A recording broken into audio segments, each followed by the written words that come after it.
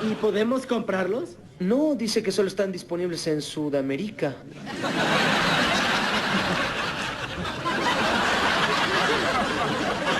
¿Qué? ¡Sudamérica!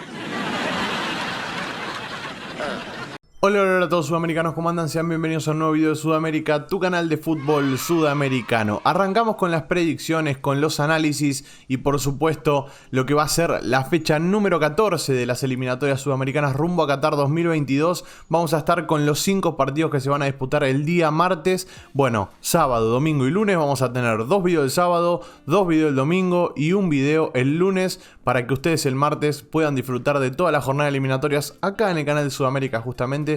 Así que les voy a invitar a que se suscriban, que activen la campanita y que nos sigan en Instagram para no perderse ninguna información. Va a estar en el primer comentario fijado. Síganos, que desde ahí podemos hablar, podemos tener más interacción que acá en YouTube. Y por supuesto también se vienen los directos, ¿no? Pero bueno, ¿qué duelo tenemos? Chile-Ecuador. Chile que recibe a Ecuador, el último partido. ¿Qué pasó entre Chile y Ecuador? Que fue en la cancha de Ecuador, por supuesto, en Quito. Terminó el partido 0-0. Expulsión para Ecuador. Creo que fue en mitad de... O, si no me equivoco, jugó todo el segundo tiempo con uno menos. Si no me equivoco, si me estoy equivocando, ya saben, me lo dejan en los comentarios. Pero bueno, es un flashback que me vino a la cabeza ahora. Terminó jugando con uno menos. Chile no pudo aprovechar eso y termina empatando 0-0. Un partido importantísimo porque Chile venía bastante flojo en cuanto a puntos y en cuanto a nivel y empezó a remontar, ganó los últimos 3 partidos. Vamos a arrancar hablando del local, de lo que va a ser Chile, quién va a parar en cancha porque tiene 2 bajas que ya las vamos a estar analizando. Y bueno, Chile necesita otros 3 puntos. Es un partido importantísimo para ambas selecciones. Obviamente tiene más responsabilidad Chile, que está más abajo en la tabla de posiciones, porque si vamos al caso, tenemos a Ecuador en tercera posición. Todavía este video lo están viendo antes de que se juegue Argentina-Uruguay, así que no sabemos si Uruguay le llega a ganar a Argentina, por ahí pasa a Chile en la tabla de posiciones. Pero hasta el momento está tercero Ecuador con 20 unidades. Cuarto está Chile con 16 unidades y están a 4 puntos. O sea, es un partido que es trascendental para que Chile le reste distancia a Ecuador y se pueda empezar a meter en la clasificación al Mundial y termine más relajado. Es el último partido del 2021 de las eliminatorias. Después en diciembre vamos a tener una serie de amistosos que por supuesto los van a vivir acá por la pantalla de Sudamérica. Chile, si no me equivoco, tiene que jugar contra México y El Salvador, es lo que estuve viendo por ahí. Y bueno, ¿cómo va a parar en cancha el profe Lasarte? ¿Qué equipo va a parar en cancha? ¿Qué esquema va a poner dentro de la cancha? Porque es un partido duro, es un partido difícil y Ecuador también tiene una baja muy sensible que ya vamos a estar ahí. Pero para empezar, Brereton no va a estar, Rocco no va a estar. 2 jugadores que sacaron amarilla frente a Paraguay en el partido que ganó 1-0 Chile con el gol de Alexis Sánchez, un golazo de córner olímpico. Pero bueno, también un poco de tragadón de Anthony Silva, hay que reconocerlo eso. No va a estar Brereton, no va a estar Rocco. Pero ¿quién puede llegar a estar? Primero, Sierra Alta, un central con mucha apariencia física, con mucha presencia física, quería decir, mucha presencia. A mí me gusta mucho y creo que es un proyecto a futuro también. No me animaría a tirar un número de qué edad tiene en estos momentos Sierra Alta, pero creo que es un central que está agarrando experiencia y va a servir de mucho cuando, por ejemplo, no esté más Medel. Un ejemplo que les voy a tirar. Entonces es un buen mariscal que tenés ahí abajo. Muy bien empezar amechándolo. Rocco no va a estar por doble amarilla, así que creo que Sierra Alta puede cumplir muy bien ese rol. A no ser, yo no descarto que juegue con una línea o sea, con 2 centrales solos. Porque el otro día jugó con Rocco, Medel y Maripán, 3 centrales, y jugaron Mena y Núñez como laterales. Pero bueno, no descarto una línea de 2 y que agregue un futbolista más en mitad de cancha, que es Eric Pulgar, muchachos. Recordemos que vuelve Pulgar después de la suspensión frente a Paraguay por doble amarilla. Bueno, vuelve a jugar y es lindo tener un doble 5, por ejemplo, Claudio Baeza y Eric Pulgar. Yo no lo descarto eso tampoco. Y jugar con una línea de 2, con Medel y Maripán y Mena y Núñez, por ejemplo. Pero bueno, por el otro lado, Brereton. ¿Quién lo va a reemplazar a Brereton? Bueno, acá es más fácil porque tenés un 9 como es Eduardo Vargas, que se entiende muy bien con Alexis Sánchez y bueno, es importante tenerlo. Y además estaban en banco de suplentes y uno se pregunta ¿por qué estaban en banco de suplentes? Bueno, esto se debe al gran nivel que está demostrando Brereton, ya no solo en Chile, también en su equipo, el Blackburn, en lo que es la segunda liga inglesa. está demostrando un gran nivel, se la pasa metiendo goles, es importantísimo para su equipo y también es importante para la selección chilena y lo viene demostrando ya hace mucho tiempo. Hizo un gran partido frente a Paraguay, contra Venezuela jugó muy bien, ayer fue importante también en el ataque. No solo hace desgaste físico en lo ofensivo, sino que también baja a defender, se repliega cuando es necesario y para mí es una de las cosas que más prioriza Lasarte, que todos estén haciendo desgaste físico. Por eso también tiene lugar un jugador como Valdés, un tipo muy físico, que le encanta el estar constantemente corriendo de lado a lado, está muy bien, y el que no para de correr es el Keno Mena. El Keno Mena es de otro planeta, muchachos. El mejor 3 del continente, lejísimos. Lo dije el otro día en el partido que ganó frente a Paraguay, no paró de correr en todo el partido, un 3 único, con todas las letras. Pero bueno, entonces ya hablamos un poco de eso. Vidal y Valdés van a estar en el medio campo, Alexis Sánchez inamovible de arriba, Maripán y Medel jugaron un gran partido el otro día, así que van a estar fija, y el arquero Claudio Bravo como siempre, que tiene una amarilla, así que ojito ahí. Medel, otro de los que salió tocado, va a estar, ya lo confirmaron desde las internas, me refiero al grupo de prensa de la selección chilena, no las internas. El grupo de prensa de Chile ya confirmó que no es nada grave y que va a poder estar en el partido importantísimo que tiene frente a Ecuador. Chile, que se va a jugar, que no lo dije, el martes 16 a las 9:15 horario de Argentina. Vayan sacando sus horarios en base a eso.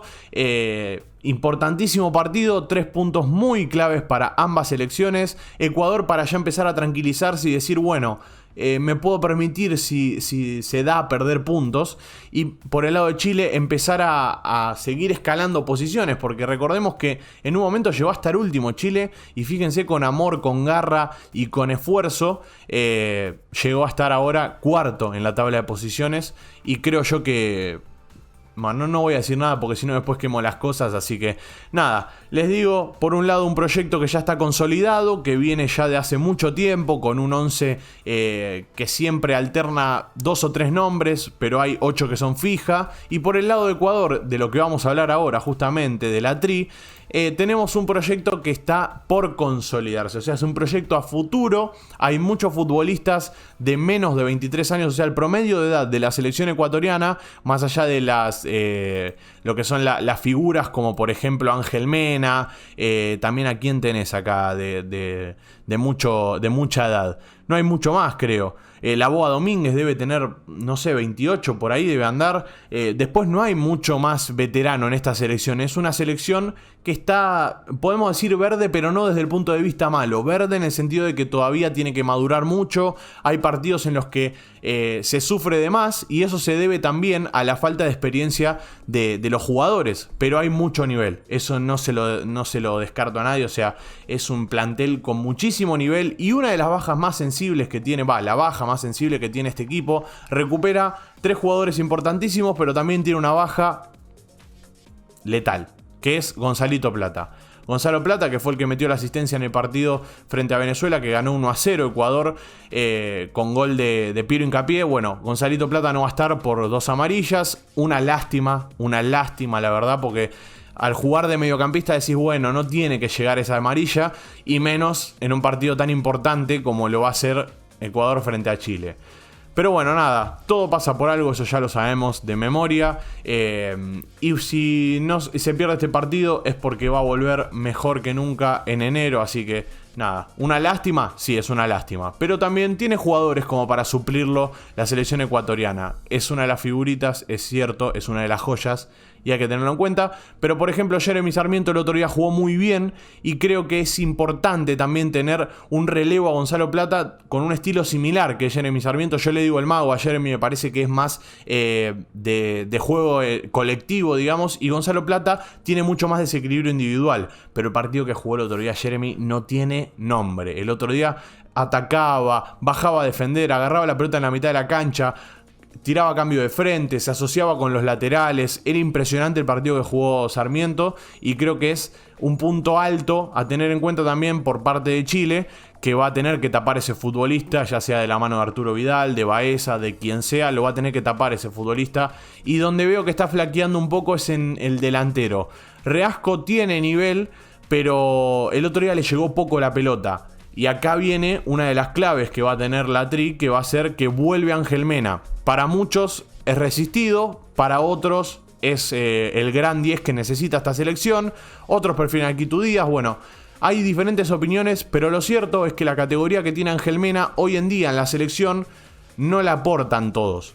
Es un futbolista que agarra la pelota en la mitad de la cancha y sabe dónde poner el pase y lo pone encima del pase. Lo pone donde tiene que ir, donde tiene que caer la pelota, cae la pelota por parte de Ángel Mena. Entonces, un punto para tener en cuenta. Creo yo que va a ser una salida seguramente Gonzalo Plata y va a ingresar Ángel Mena. Y por el lado de la banda izquierda va a salir Cruz, que no tuvo un gran partido el otro día, hay que decirlo, sufrió bastante, y va a volver a entrar Pervis Estupiñán, que se recupera, que vuelve de la doble amarilla, y bueno, por el lado derecho va a estar Byron Castillo, Torres para mí e Hincapié van a ser la saga central, de eso no se mueve para mí Alfaro, la Boa Domínguez va a estar en el arco, Grueso y Caicedo. Bueno, acá puede venir una alternativa que salga Grueso, por ejemplo, y en el banco de suplentes, qué sé yo, puede entrar tranquilamente o Méndez, o puede entrar, ¿por qué no? El otro día, ¿quién fue el que había entrado? Joao Rojas. Joao Rojas es un 10 que puede asociarse muy bien con Mena. ¿Por qué no pensar en tener dos enganches tranquilamente dentro de la cancha? Pero bueno, hay que ver a lo que va a apuntar Alfaro, si va a apuntar a llevarse un punto, que es importante llevarse un punto con Chile, un rival directo encima, no te estás descontando puntos, y es importante eso también. Entonces veremos a lo que va a apuntar Alfaro. Yo, como les digo siempre, es un técnico resultadista, y en este caso un empate no es para nada malo. Yo no lo miraría con malos ojos, les voy a ser completamente sincero. Ahora, teniendo en cuenta todo lo que estamos viendo, ya les armé más o menos el 11. Reasco puede ser el 9, o puede ser que haya un cambio tranquilamente, y jugar sin un 9, sin una referencia de área también es una opción, ¿por qué no? Y jugar con línea de 5. O sea, hay muchas opciones que puede barajar Gustavo Alfaro en este partido, que es importante frente a Chile, un rival directo, como les dije. Ahora, vamos a la predicción. ¿Qué puedo decir de este partido? Porque la realidad, les voy a ser completamente sincero, siento que en este partido Chile es el favorito, porque juega de local, porque viene en levantada, porque se ve la idea de juego, y también se nota que está consolidado, como les dije al principio del video, un proyecto consolidado contra uno que está verde, que está en proceso de maduración. Entonces, en estos partidos importantes, Chile lo sabe jugar, y esta selección ecuatoriana está aprendiendo a jugar estos partidos importantes.